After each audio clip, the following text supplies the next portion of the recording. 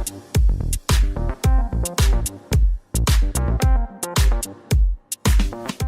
va pouvoir démarrer. Donc on est très heureux d'être avec vous aujourd'hui et on va vous parler de data, de digital analytics et surtout comment justement contribuer à optimiser son SEO au travers d'un outil analytics qui est l'outil bien sûr Internet. Puisque je suis Fabien Roger, je suis en charge de l'Europe du Sud chez Internet et j'ai l'immense plaisir d'avoir à mes côtés Michael Guillaume du Point, qui a la particularité de combiner une vraie expertise en SEO et une connaissance vraiment approfondie de l'outil Internet, et je le laisserai se présenter dans quelques instants. Alors, avant de démarrer, de rentrer dans le vif du sujet de ce qui va vraiment vous intéresser, quelques mots sur Internet pour ceux qui nous connaissent pas. On a 20 ans d'expérience dans le digital analytics, c'est vraiment notre métier. On a un pure player de l'analytics. Aujourd'hui, on est parmi les 3 acteurs mondiaux qui comptent et le seul européen, on va dire. Vous voyez des statistiques qui sont plutôt intéressantes, et la partie, le cœur de métier notamment, et ce sur quoi on attache beaucoup d'importance, c'est toute la partie data quality et data privacy, ce qui explique les 6 certifications dont on a au niveau de notre solution. Et j'aurais peut-être dû commencer par là. Notre solution, c'est quoi? C'est une solution qui va permettre de collecter de la donnée sur l'ensemble des supports digitaux que vous avez, le web certes, mais aussi tout ce qui peut être application mobile, voire tout support digitaux comme des box par exemple, ce qu'on peut faire avec Bouygues Télécom. Donc on va processer toute cette donnée et on va mettre à disposition cette donnée au sein d'une plateforme. Vous verrez que Michael reviendra là-dessus sur ses usages, qui va vous permettre justement de data cruncher cette donnée, créer des segments, d'avoir des visions vraiment consolidées au sein de dashboard pour vous donner une vision de votre donnée analytique qui est assez complète. Et 96% de satisfaction client, c'est des études qu'on mène à peu près tous les mois auprès de nos clients. On a une présence mondiale aujourd'hui, très focus sur l'Europe de l'Ouest, on va dire, toutefois. Donc on a le siège qui est bordelais, et je suis moi-même basé à Paris, on a des bureaux à Londres, en Allemagne, aux États-Unis, Moscou et à Singapour. Voilà, on a à peu près 250 places. On a une base client qui est relativement large, à peu près un peu plus de 1000 clients aujourd'hui dans tout secteur d'activité, donc ce qui est plutôt intéressant pour nos équipes parce que évidemment ça permet de travailler sur des sujets qui vont être différents et des problématiques diverses, et ça permet aussi de donner justement cette vision transverse multi-secteur à nos clients lorsqu'on est amené à les accompagner. Alors, la particularité de notre solution, c'est qu'elle est aussi très ouverte. On veut vraiment se positionner dans une logique best of breed, dans laquelle l'analytics est une des bases. Et c'est pour ça que la plateforme est ouverte. Et au travers de cette ouverture, on a un partenariat avec OnCrawl et Cognitive sur différents types d'outils. Là, vous en avez une illustration avec l'outil TagCrawler, ce que s'expliquait François tout à l'heure, à savoir la capacité justement de remonter au sein de notre solution, bien évidemment, tout ce qui va être l'identification de problématiques de tags sur un certain nombre de pages ou de sections. Donc c'est important pour nous de pouvoir vous donner cette vision-là et de la donner de manière consolidée au sein de notre outil. Et toujours avec notre crawl, on remonte aussi des données, et on met à disposition de nos utilisateurs des données liées au SEO, c'est le sujet d'aujourd'hui. Et donc on va remonter une quinzaine d'indicateurs, donc c'est pas la totalité des indicateurs que vous pouvez retrouver sur OnCrawl, mais on a essayé d'en faire de choisir ceux qui nous semblaient les plus pertinents pour les mettre à disposition au sein de dashboard dans notre solution, pour avoir véritablement une vision consolidée de la donnée, analytics et aussi SEO, toujours dans une logique de démocratiser la donnée. C'est vraiment notre volonté de donner à n'importe quel type de profil utilisateur une exploitation de la solution. Alors, j'ai essayé de me mettre dans la peau d'un web analyst lorsqu'il s'agit d'analyser ou d'optimiser son SEO. Et en discutant justement avec Michael il me disait, en fin de compte, mon job, c'est effectivement d'être un petit peu un enquêteur et de mener une enquête policière. Et c'est vrai par rapport à toutes les présentations qu'on a vues jusqu'à présent, on voit qu'il y a beaucoup de contraintes, il y a beaucoup de difficultés pour arriver à des choses qui sont pertinentes, et il y a surtout beaucoup de sujets qu'il faut prendre en question. On a beaucoup parlé de Google aujourd'hui, on a beaucoup parlé aussi justement de mobile, de mobile first. François qui prenait une analogie à peu près similaire à la mienne, à savoir le nombre d'outils SEO dont vous disposez aujourd'hui. Bref, il y a tout un tas de composantes. Internet en est une aussi. Hein, il faut être en capacité d'utiliser, d'avoir une bonne connaissance de l'outil pour pouvoir en tirer la meilleure substance. Donc il y a beaucoup de choses à prendre en compte. Et ça va être un petit peu ça me permet d'introduire aussi Michael derrière et sa présentation, où il va essayer de vous donner justement sa vision au travers de l'outil Internet, à savoir comment on peut optimiser avec des tips qui sont extrêmement pertinents à mon sens, votre SEO. Donc, vous m'entendez bien? Oui? Oui, c'est bon. Ah oui, je passe. Non, je prends. Donc, je suis Michael Villot, je travaille au Point depuis 2 ans et demi, à peu près. Je travaille avec Internet depuis 2009. J'ai travaillé dans plusieurs groupes médias avant, notamment Le Figaro, Le Monde et Radio France. Donc, je suis très orienté médias. Je suis désolé, il y aura une petite partie news, du coup. L'objet de cette présentation, ça va être vraiment de regarder comment est-ce qu'on peut utiliser juste l'outil Web Analyse pour essayer de monitorer certains indicateurs par rapport au SEO. Donc le partenariat dont il a parlé tout à l'heure, malheureusement on ne l'a pas encore. Donc c'est en bêta dans les prochains mois. Voilà, donc c'est en bêta dans les prochains mois. Nous on n'a pas encore ce partenariat, donc vraiment c'est des indicateurs uniquement basés sur le système de Web Analyse. Je suis désolé aussi pour ceux qui n'ont pas AT Internet, parce que j'ai pris tous mes exemples depuis les interfaces d'AT Internet. Maintenant, je pense que les indicateurs dont je vais vous parler sont suffisamment intéressants pour que vous puissiez essayer de les mettre en place avec votre propre outil de Web Analytics, y compris Google Analytics. Ou changer d'outil de Web Analytics. Ou sinon, vous pouvez changer aussi. Ils ne sont pas si chers que ça, AT Internet. Donc la première partie, il y en a 3. La première partie, ça va être d'essayer de parler des moteurs, mais exactement de quel moteur on parle. Donc comme je vous le disais, moi je suis dans un site média. Le fait est que nous, on a une source moteur, on va dire, qui est peut-être aussi importante que juste Google, c'est Google News.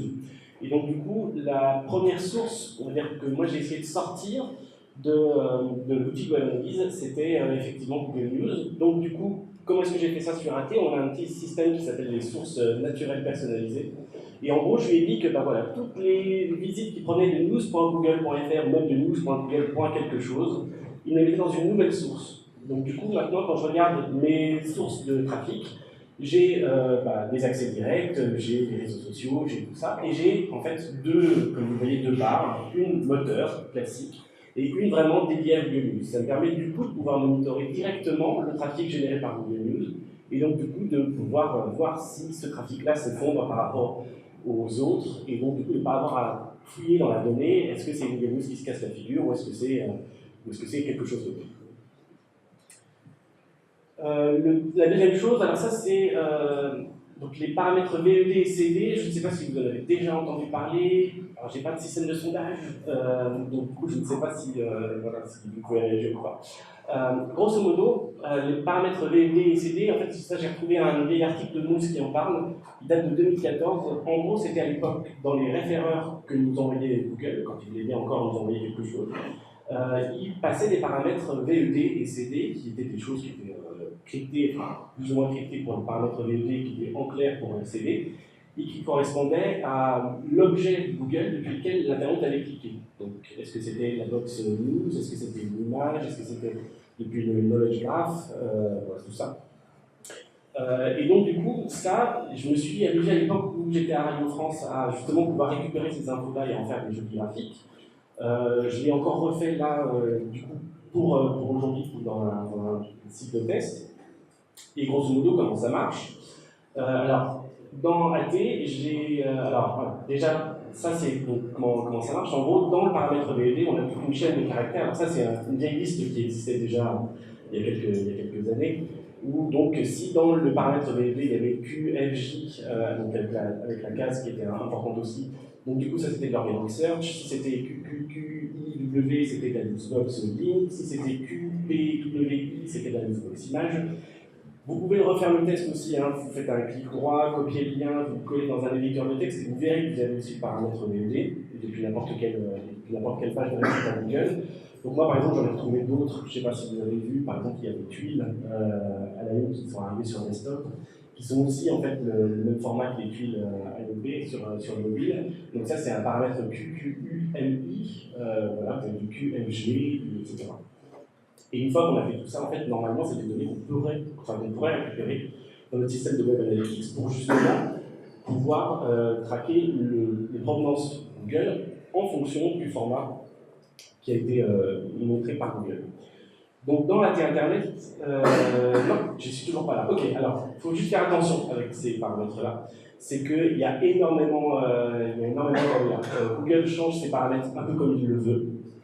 Et en plus, on a l'arrivée du HTTPS, enfin de plus en plus de HTTPS dans les requêtes de Google, ce qui fait qu'aujourd'hui, par exemple, j'ai regardé il y a pas plus tard que 5 minutes, on a à peu près entre 1 et 10% seulement des requêtes, des trafics provenant de Google qui renvoient ces paramètres de VOD, surtout parce que CD c'est important aussi, mais VOD c'est encore plus important, du moins encore plus intéressant.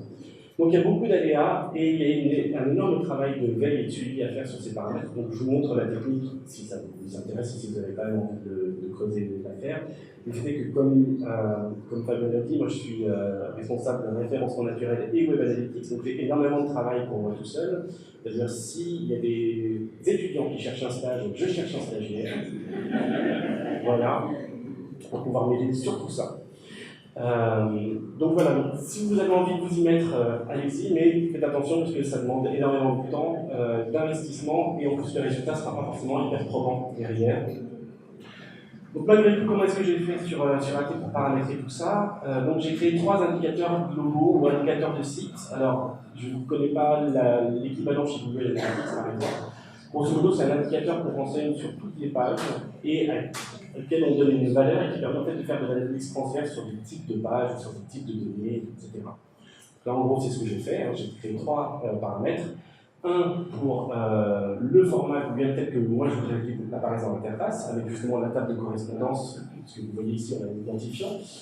Donc avec une table de correspondance pour les QQI, etc., ça veut dire bien classique, etc. La position Google, donc, qui est récupérée directement depuis la variable CD. Et là, pour le coup, c'est un chiffre, il n'y a pas de retraitement à faire. Et j'ai quand même créé une variable aussi, VED, où là, je récupère directement l'ensemble de la variable VED, pour être sûr, par exemple, que s'il y a un nouveau format qui sort, que je puisse le voir, ou moi le voir arriver. Du coup, pour paramétrer tout ça, je suis passé par Data Manager. Alors, Data Manager, pour ceux qui connaissent AT, c'est un outil qui permet de pouvoir retraiter les hits qui sont générés par AT Internet avant qu'ils soient analysés par côté serveur chez eux. Ce qui fait que du coup, vous pouvez récupérer les données et en fait les attribuer à des paramètres, par exemple les indicateurs de site que je vous ai montré précédemment. Donc là, en l'occurrence, pour récupérer le paramètre CD, j'ai créé une nouvelle variable à partir d'un hit, je regarde le paramètre ref, et je lui fais une petite expression régulière pour dire tout ce qui vient de Google et qui a, je crois qu'il y a un pointeur, tout ce qui vient de Google et qui contient un CD égale quelque chose avec des chiffres, et bien ça, tu récupères cette variable-là, et donc ça me fait la variable de CD, donc j'ai la position qui remonte. Idem pour le paramètre VED, donc là c'est pareil, hein, voilà. Donc je récupère depuis Google, VED, avec quelque chose. En général, c'est suivi de URL, donc du coup, je sais que c'est borné par ces deux choses-là. Et donc, tu m'en fais une variable que je renseigne pour la variable VED complète. Et pour celle où j'ai la table de correspondance, du coup, je lui mets un petit motif, voilà, je lui dis, tu récupères la variable VED qui doit contenir peut-être ça, ou ça, ou ça, ou ça, ou ça. Alors, vous les rentrez tous. Là, j'en ai mis que quelques-uns, parce que vous avez déjà vu la liste complète sur les slides précédents. Et au final, qu'est-ce que ça donne?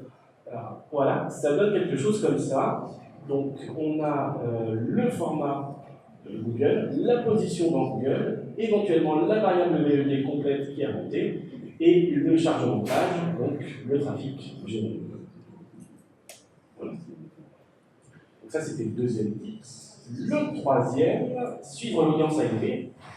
Alors, l'audience AMP, donc ça, vous savez ce que c'est que l'AMP, je ne vais pas vous rentrer dans le détail. Donc, en gros, pour récupérer le fait que notre page, c'est une page AMP ou pas, puisque dans l'idéal, c'est vrai que moi, quand on me demande le top article, du coup, je dois être capable de pouvoir dédupliquer l'audience sur tous les supports, c'est-à-dire desktop, mobile et AMP. Donc, j'aime bien que toutes mes pages s'appellent exactement pareil. Et donc, du coup, pour différencier une page AMP d'une autre page classique du site, j'ai encore une fois créé un indicateur de site. Donc, pour créer cet indicateur de site, vous avez deux options. Soit vous demandez à votre équipe technique qu'elle vous intègre dans votre marqueur un indicateur de site, soit alors encore une fois, vous passez par Data Manager, et là, vous utilisez directement l'information programmée, puisque dans les hits, vous avez source égale AMP, médium égale AMP, je sais. Enfin, voilà. Et donc, avec ça, vous renseignez du coup votre indicateur de site, et ça vous permet de suivre le trafic AMP. L'intérêt de pouvoir passer par un indicateur de site, par un indicateur transverse, c'est-à-dire plus que de définir comme une source, comme Google News ou comme Google classique, c'est que du coup, vous pouvez voir exactement la part d'AMP dans le trafic moteur tel qu'il est. Donc ça, c'est pour récupérer la variable AMP. Voilà, je crée l'indicateur de site AMP avec un type identifiant, je crée la variable medium, donc ça c'est medium. Pour récupérer la valeur AMP, donc je récupère dans le paramètre medium, et je dis si medium contient AMP, du coup ça prend la valeur 1, et sinon ça prend la valeur 0. Et donc l'intérêt, voilà, c'est ça, c'est de pouvoir du coup suivre AMP en indicateur. Là, par exemple, je suis sur l'app dashboard, et ça me permet par exemple de savoir que toutes mes pages AMP, eh bien j'en ai 60,6% qui en fait proviennent de Google News, et j'en ai 25,9% qui viennent des moteurs, et j'en ai tout ça qui viennent de pas Google. Donc a priori, j'ai du site affluent, j'ai du réseau social, j'ai de l'accès direct aussi, j'ai du web, j'ai de la notoriété, voilà. Et au-delà de ça, ça permet aussi de pouvoir voir la part d'AMP dans Google Moteur et Google News, puisque je fais des deux sources séparées. Donc là, j'ai ici Google Moteur versus AMP, avec l'AMP en violet et le Google classique en bleu. Et puis là, pareil, sur Google News, AMP et pas AMP. Donc ce qu'on voit, c'est que, enfin, moi, dans mon cas, l'AMP, c'est très important sur Google News, ça l'est aussi sur le Google classique, mais non. Donc là, maintenant, je vais aborder la partie vraiment news, c'est-à-dire comment est-ce qu'on va pouvoir utiliser l'outil de Web Analytics pour mesurer les signaux éditoriaux. Alors, la première analyse dont je vais vous parler, c'est l'analyse de tag. Alors ça, à ma connaissance, je ne connais pas d'autres outils de Web Analytics qui permettent de faire ça. L'analyse de tag, c'est une analyse qui vous permet de remonter des entités nommées associées à une page. Mais vous pouvez en remonter autant que vous voulez, elles sont juste séparées par un pipe. Et l'intérêt, c'est par exemple, si vous allez voir un article sur Nicolas Sarkozy et François Hollande, vous avez les deux entités nommées Nicolas Sarkozy et François Hollande. Si ensuite quelqu'un d'autre va voir un article sur Nicolas Sarkozy et Carla Bruni, vous avez les deux entités nommées Nicolas Sarkozy et Carla Bruni. Et en fait, cette analyse XC-Tag, elle vous permet justement de pouvoir remonter les entités nommées avec à chaque fois visite, visiteur et page vue pour chaque entité nommée séparément. Donc là, en l'occurrence, on aurait eu Nicolas Sarkozy, deux visites, deux visiteurs, deux pages vues. Et puis François Hollande, une visite, un visiteur, une page vue, et Carla Bruni, une visite, un visiteur, une page vue. L'intérêt de cette analyse-là, c'est que justement, elle vous permet comme ça de pouvoir savoir quels sont les sujets qui marchent sur votre site ou pas. Et même, du coup, si vous avez des différences de nommage, de pouvoir les identifier, et donc du coup, pouvoir voir quel est le nommage qui marche le mieux. L'inconvénient, malheureusement, chez AT, c'est qu'aujourd'hui, c'est une analyse qui est orpheline, c'est-à-dire que vous ne pouvez rien faire d'autre que de regarder cette liste et éventuellement cliquer sur le petit plus pour voir quelle est l'autre entité nommée qui a été le plus associée à celle-ci. Donc là, par exemple, si je clique sur le petit plus d'Emmanuel Macron, peut-être que j'aurai la République en marche ou le président de la République, quelque chose comme ça. Voilà. Donc malheureusement, c'est l'inconvénient, c'est peut-être quelque chose qui va évoluer côté AT, mais en tout cas, c'est à ma connaissance une des seules solutions qui permettent de faire ça, d'automatiquement découper une variable et de pouvoir l'analyser comme ça. Une autre source vraiment typique pour nous, c'est le choix des rédactions. Donc là, encore une fois, pour ceux qui ne connaissent pas le choix des rédactions, c'est ça, c'est un truc qui se trouve uniquement sur Google News. C'est quelque chose sur lequel l'édito a entièrement la main, c'est-à-dire que c'est un flux dans lequel la rédaction renseigne les articles qu'ils veulent renseigner et qui est accessible directement depuis la home de Google News. Vous avez aussi des liens pour télécharger l'application. L'intérêt en fait de ce truc-là, c'est justement pouvoir mettre en valeur certains contenus Et donc, encore une fois, pour traquer cela, et ben, ce que vous faites, vous passez par un indicateur de site aussi, donc comme pour AIP, et ça vous permet comme ça de pouvoir séparer ce trafic-là, enfin, on va pas le séparer, mais au moins de l'analyser plus finement. Donc, vous pouvez voir ici, du coup, voilà, Editor Speed, je sais que c'est mon trafic quotidien. Ensuite, alors un autre truc qui est vraiment peut-être plus orienté news que ailleurs, mais ça peut être intéressant pour tout le monde, c'est de mesurer les visites Twitter, puisqu'on sait que Twitter a une influence certaine sur ce qui remonte dans les news, ce qui ne remonte pas dans les news. En tout cas, les signaux Twitter sont des signaux qui sont interprétés par Google pour savoir si un titre est pertinent ou pas sur une information. Donc l'intérêt, là encore une fois, je suis sur le dashboard, c'est de pouvoir comparer les visites Twitter et les visites Google News et de voir s'il y a une corrélation ou pas. En l'occurrence, il n'y a pas de corrélation, ça c'est parce qu'on est très mauvais. Alors je vous laisse deviner sur quoi, soit sur Twitter, soit sur Google News. Mais, voilà, donc ça c'était pour les analyses vraiment orientées news. Maintenant on va aborder la troisième et dernière partie, les analyses plus orientées tech. Donc là je pense que pour le coup il y a vraiment à boire et à manger pour tout le monde et pas ceux qui font de la news, pas que ceux qui font de la news. Le premier, c'est mesurer les formats. Vous avez certainement plusieurs types de pages et vous voulez peut-être pouvoir mesurer ces différents types de pages et les poids du SEO pour ces différents types de pages. Donc là encore une fois, du coup, vous avez un indicateur de site que vous pouvez créer. Là, il faut passer par le guide technique, sauf si vous avez un indicateur sur le type de page dans vos URL. Et donc là, voilà, vous avez du coup le trafic réparti par type de page. Et du coup, comme vous avez des sources qui sont différenciées aussi, vous pouvez faire des jolis graphiques comme celui-ci, donc Google News dans AIP et Twitter dans AIP. Ça nous permet par exemple de savoir que nos pages dossiers sont génèrent plus de trafic depuis les moteurs que depuis Google News, ce qui est logique, puisque les pages dossiers sont créées une fois et ensuite elles sont quasiment plus mises à jour. Vous avez aussi la possibilité, si vous souhaitez, enfin du moins si vous pensez, de pouvoir monitorer la longueur de vos contenus pour savoir si les contenus longs génèrent plus ou moins de trafic que les autres. Donc là, encore une fois, c'est pareil, vous créez un indicateur dessus. Ça vous permet de pouvoir répartir vos visites et éventuellement vos pages vues en articles courts, articles longs. Et donc de savoir que, par exemple, les articles longs génèrent 20% de visites, mais 32% des pages vues, ce qui est logique, qui sont plus vite. Autre chose qui peut être sympa aussi à mesurer, c'est l'impact des contenus chauds. Donc la méthodologie, encore une fois, c'est faire remonter la différence de date entre la date de publication et la date de consultation. Donc là, vous avez deux options. Soit vous avez une équipe technique qui est très gentille et qui vous met cet indicateur-là directement dans votre marqueur, soit alors vous avez une équipe technique que vous n'avez pas envie de déranger, ce qui est plutôt rougeant. Et donc vous faites avec les moyens du bord. Grosso modo, moi, la date de publication, je l'ai dans l'URL. Donc je suis repassé par Data Manager pour récupérer la date de publication, et j'en ai fait un indicateur de date, et ensuite je fais un extract avec la date de visite, la date de publication, et j'arrive à faire ces graphiques-là. Donc là, voilà, je sais que 70% de mon contenu de la journée, c'est du contenu chaud, et 30% c'est du contenu froid. Jusque tout va bien, on continue. On va aussi pouvoir monitorer par exemple les liens externes. Donc ça, je sais que vous avez déjà pas mal d'outils qui font ça tout seul. Là, ce qui va être intéressant, c'est que vous allez pouvoir monitorer aussi les liens externes qui vous génèrent du trafic. Et vous allez pouvoir les suivre. Alors là, vous avez dans la plupart des outils de web analyse, j'imagine que vous avez déjà la liste de tous les sites qui vous rapportent du trafic. Vous avez éventuellement aussi d'un autre côté la liste des pages d'atterrissage. Vous faites l'indexer par vous, vous avez le nombre global de liens par un site. Ce qui peut être sympa, c'est vraiment de les monitorer un par un. Donc là, pour le coup, je suis passé par Data Query, qui est encore un autre outil d'internet qui permet de faire des tableaux un petit peu comme on veut. Donc, grosso modo, j'ai demandé trois colonnes, une colonne domaine, donc de site affluent, une colonne page d'entrée et une colonne visite, parce qu'il faut forcément. Et à partir de ça, je suis passé par un outil de data visualisation et j'arrive avec ces jolis graphiques. Donc je sais par exemple que MSL, sur la période que j'ai étudiée, a créé du trafic sur 464 pages d'entrée différentes, Actu Orange 251, Autotitre 216, etc. Encore au-dessus de Wikipédia aussi.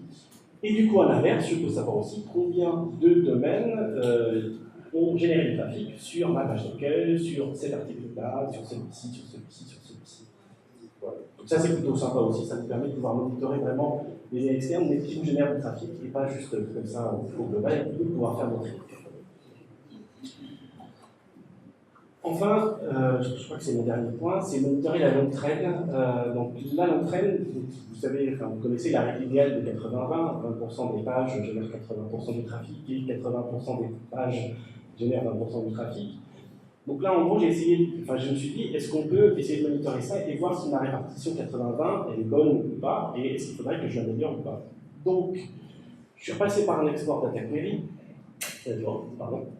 Voilà, je suis repassé par un export data query, donc je demandais les pages d'entrée avec les visites, et j'ai exporté ça avec cette fois-ci un connecteur IQY.